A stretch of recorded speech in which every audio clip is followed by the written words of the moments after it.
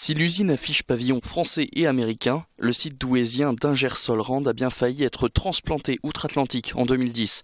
À l'annonce de cette délocalisation, les syndicats et les salariés avaient entamé une grève qui durera 17 jours au total. 7 ans plus tard, les employés s'en souviennent encore. C'était une bonne société, une bonne boîte, elle ne méritait pas de fermer. Justement, c'est pour ça qu'on débrayait, justement, parce qu'on avait du boulot et on ne comprenait pas pourquoi ça fermait. À cette époque-là, j'avais tourné autour de 21 ans d'ancienneté. J'ai toujours connu la société à faire des produits de qualité et le travail, on l'avait, on faisait le travail correctement. 17 jours sur le terrain, jour et nuit. On savait plus, on dormait une heure ou deux maximum par jour. On a mené une belle bagarre. Et suite à tout ça, après retour en arrière de la haute des US, comme quoi qui faisait marche arrière. Puis, comme disaient les collègues, on est reparti, puis voilà quoi.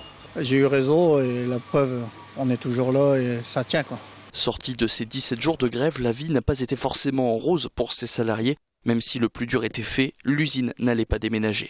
Ce qui a été un peu dur, je pense que pour certains salariés, c'est de revenir en arrière parce que du fait qu'on avait, on avait arrivé à négocier un PSE avec une prime, ce qu'on appelle extra-légale, très important au niveau des salariés. Donc certains se voyaient près de la retraite ou plus jeunes. Donc ils se sont dit, on a un pactole pour partir.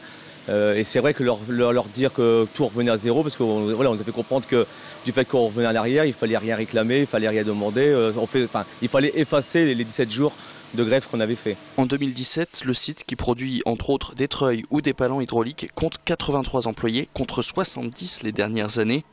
Avec des investissements en machines, dans les bureaux et dans l'entretien de cette usine, la situation a considérablement changé tout autant que la direction. Daniel Chombaud est arrivé à la tête du site en août 2014. S'il connaît l'histoire de cette grève, il la juge d'un œil extérieur. Je pense que dans toute chose, on en tire du pour et du contre. Je pense qu'il y a eu une certaine intelligence à préserver l'outil, parce qu'aujourd'hui, détruire l'outil, s'ils l'avaient fait, certainement que la décision n'aurait pas été du tout la même. Et je dirais qu'ils sont obligés de défendre leurs droits. Tout le monde cherche à défendre ses droits dans la vie. Et tant qu'on le fait avec respect et dignité, tout va bien. Si les délais de production et de livraison ont été réduits, l'usine semble aller mieux. Mais comme partout dans le monde de l'entreprise, le spectre de la délocalisation n'est jamais loin.